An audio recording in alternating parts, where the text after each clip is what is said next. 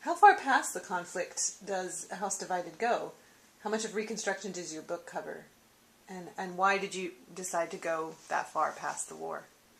I really wanted historians who were teaching a course in, for example, the history of the 19th century to be able to utilize this textbook.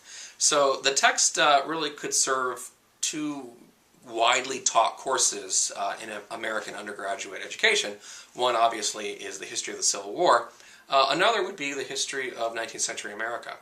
So there are 3 chapters that really set the stage for the war and really try to help students understand and appreciate how America, within a few short decades, goes from a nation that's drafting a constitution in 1787 in Philadelphia to 70 years later, or so later, trying to kill each other.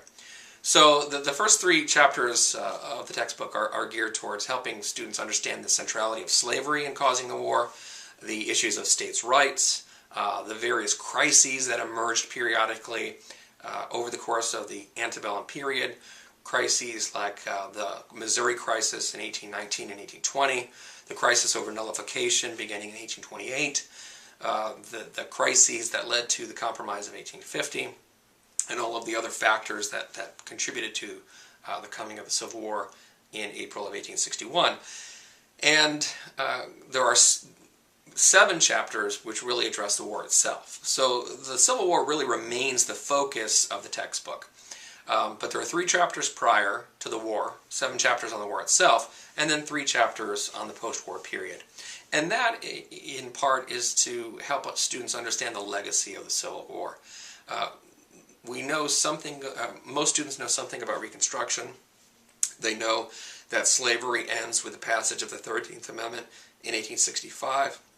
And they know that there was a difficult time for African Americans in both the South and the North in the decades after the Civil War. And so I really wanted to try to recapture in those final 3 chapters the nature of America as it came out of the war, and the nature of the unsolved problems that remained even as the Civil War ended in 1865.